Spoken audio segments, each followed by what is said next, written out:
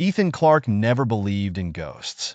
Growing up in a small Midwestern town, he'd heard all the old stories: the haunted church, the weeping woman by the lake, the abandoned house on Black Hollow Road. But they had always been just that, stories. When his childhood friend, Mark, sent him a text about renting a cabin in their hometown for a weekend getaway, he didn't think twice. It had been years since their group had gathered, and a weekend of drinks, old memories, and laughter sounded perfect. What Mark failed to mention was that the cabin was actually the infamous house on Black Hollow Road. From the outside, the house looked like any other abandoned home: peeling paint, cracked windows, a sagging porch. It was secluded, hidden behind a dense forest, far from the main road. But what unsettled Ethan the most was how quiet it was. No birds, no insects, just silence. As they unloaded their bags, Lucy, one of their friends, hesitated. "Are we really staying here?" "Relax," Mark said with a grin. "It's just a house." They explored the interior: a dusty, creaking staircase, a living room with moth-eaten furniture, a kitchen with rusted appliances.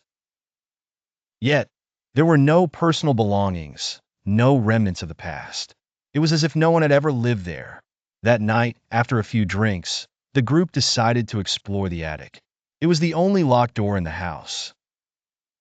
Mark had found a rusted key under the floorboard. The second they stepped inside, the temperature dropped. The attic was nearly empty, except for a single rocking chair in the corner and a mirror leaning against the wall. Ethan felt something, an unease, an overwhelming sense that they were not alone. "Let's go back downstairs," Lucy whispered.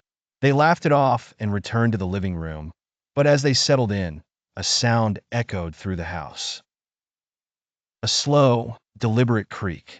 The rocking chair. No one had stayed behind.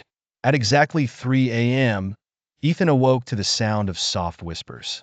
At first, he thought it was Mark and Lucy talking in the next room, but as he sat up, he realized the whispers were coming from the attic. Slowly, he made his way up the stairs. The attic door was slightly open, the rocking chair facing the mirror. But the reflection in the glass, it wasn't his.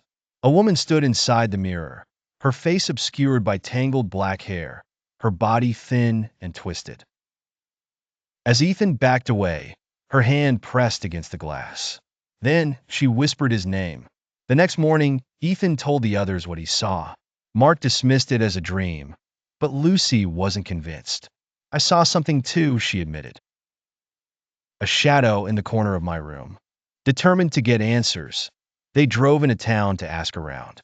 An old woman at the diner overheard them and paled.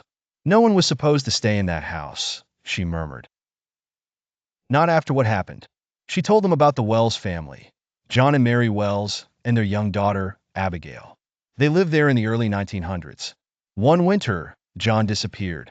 A month later, Mary was found hanging from the attic rafters. Abigail, she was never found. Some say she still lingers in the house, trapped between this world and the next. That night, the house came alive. Doors slammed on their own. Footsteps echoed from the attic. The mirror fogged over with handprints.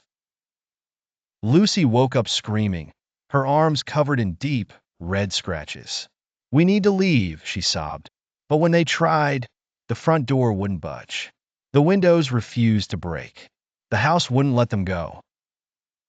Then came the laughter, a child's laughter, high-pitched and broken, echoing through the halls. Desperate, they turned to the attic. If the spirit of Abigail was trapped, maybe they could free her. They gathered around the mirror, the rocking chair still moving on its own.